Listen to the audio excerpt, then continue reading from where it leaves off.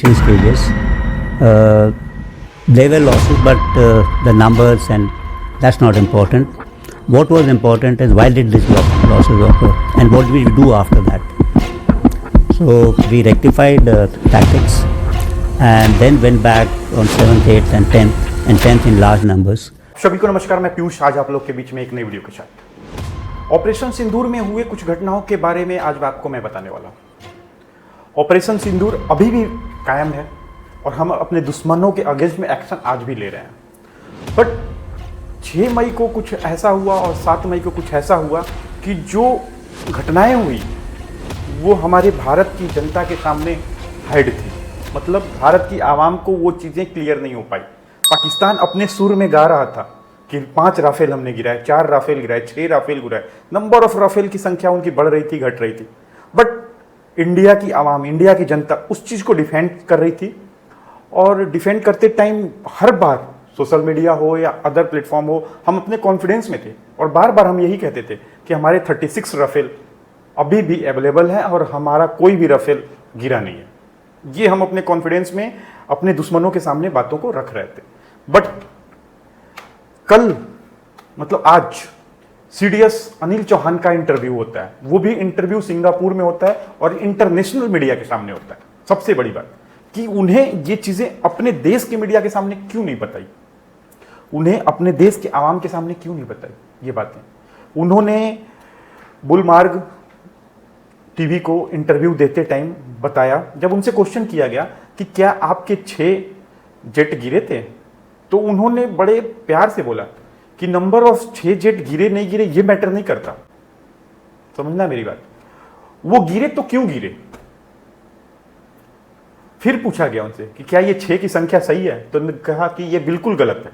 और फिर मैं कह रहा हूं कि ये गिरे तो क्यों गिरे, टेक्निकल कोई इशू था या क्या था, इसको जानने की कोशिश थी। और वो उसके बाद हमने इस चीज को रिकवर किया, हमने यहां से लर्निंग ली और 7 को हमारे साथ कुछ ऐसा इंसिडेंट हुआ और 2 दिन बाद 9 मई को हमने अपने दुश्मनों के घर में घुस के स्ट्राइक किया और उनके जितने भी टारगेट ठिकाने थे, हमारे टारगेट पॉइंट्स थे, उस पर हमने अटैक किया। उस चीज को हमने एक्नॉलेज किया और उससे हमने लर्निंग ली और अपने आप को इंप्रूव किया और अपने टारगेट को हिट किया। तो कहीं ना कहीं उनके बातों में इस चीज को जनता देख रही है कि राफेल गिरे या नहीं गिरे, लेकिन कोई ना कोई जेट गिरा। और आज विपक्ष के सामने भी एक बहुत बड़ा मुद्दा है, सरकार के सामने भी एक बहुत बड़ा चैलेंज है कि ये पॉइंट अभी तक हाइड क्यों रखा गया। ठीक है, गिरते हैं, विमान गिरेंगे, हम पाकिस्तान से नहीं लड़ रहे थे, हम चाइना से लड़ रहे थे। और हमारे में सबसे बड़ी कमी क्या है, ठीक है अच्छाइयां बहुत हैं, बट हम पाकिस्तान से लड़ने के लिए नहीं बने हैं। हम अभी जापान से इकोनॉमी में आगे गए तो कहीं ना कहीं हमें उन देशों से लड़ना है।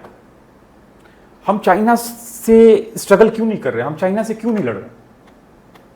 रीजन क्या है, हम सोशल मीडिया पे, हम मीडिया पे और इन चीज़ों पे ही ज़्यादा फोकस कर रहे हैं। हम इलेक्शन में फोकस करते हैं, हम चुनाव के प्रचार में फोकस करते हैं, बट चाइना, अमेरिका, रशिया और कुछ ऐसे कंट्रीज हैं जो 5 जनरेशन का जेट विमान बना रहे हैं और हम राफेल किसी और से खरीद के 4.5 जनरेशन के जेट की मैं बात कर रहा हूं, किसी और से खरीद के खुश हो रहे हैं। कितना बड़ा चेंज है। हमारे एक भी विमान न उड़े अगर हम जेट किसी और से ले तो, जेट इंजन किसी और से न ले तो। और यही चाइना 5.2 जनरेशन का अपना जेट बना लिया, इवन ट्रायल ले लिया, अमेरिका ने ट्रायल ले लिया और रसिया ने ट्रायल ले लिया। बट अब हम सोच रहे हैं कि हम परचेज करें, ना कि इस मैन्युफैक्चरिंग करें, परचेज करें। और हम अभी ऑर्डरिंग करेंगे, ऑर्डरिंग के बाद 2 इयर्स 3 इयर्स लगेंगे उनको डिलीवर्ड होने में। तो सोचो अभी हम स्टार्ट किए, अब 3 ईयर पीछे जनरेशन 5 जनरेशन की मतलब जेट को खरीदने और अपने यहाँ अवेलेबल कराने में। बट जब तक चाइना 6 जनरेशन पे जाएगा, 7 जनरेशन पे जाएगा, इसको सेल करेगा, इसके लिए चाइना के लिए ओल्ड जनरेशन जेट हो जाएंगे और वो पाकिस्तान को दे देगा। तो जब तक हम 5th जनरेशन लेंगे तब तक पाकिस्तान उसको फ्री में खरीद लेगा, समझ लो। क्योंकि अभी हम 3 टाइम्स 4 टाइम्स ज़्यादा कॉस्ट पे हम इन चीज़ों को खरीदेंगे, क्योंकि सेल्फ मैन्युफैक्चरिंग करना बहुत लो कॉस्ट की चीज़ें होती हैं और किसी से परचेज करना बहुत हाई कॉस्ट होता है। तो हम आज ऑर्डरिंग करेंगे और जब तक वो विमान मेरे पास आएगा, जेट मेरे पास आएगा, तब तक ये 5 जनरेशन हमारे लिए पुराना हो जाएगा और दुनिया के लिए पुराना हो जाएगा और पाकिस्तान इजिली चाइना से वो चीज़ें ले लेगा। ऐसे ही हुआ S-400 हमारे पास डिफेंस सिस्टम है, बट HQ-19 डिफेंस सिस्टम आ गया है जो चाइना पाकिस्तान को दे रहा है। तो चाइना पाकिस्तान को फुल्ली सपोर्ट कर रहा है। इंटरनेशनल लेवल पे हमारी स्थिति थोड़ी भयावह हो रखी है। पाकिस्तान भी चाइना से सपोर्ट ले रहा है, पाकिस्तान को अमेरिका भी इनडायरेक्टली सपोर्ट कर रहा है, इवन पाकिस्तान को रसिया भी इनडायरेक्टली सपोर्ट कर रहा है, क्योंकि चाइना से रसिया का बहुत अच्छा इस टाइम कॉम्बिनेशन बन गया है।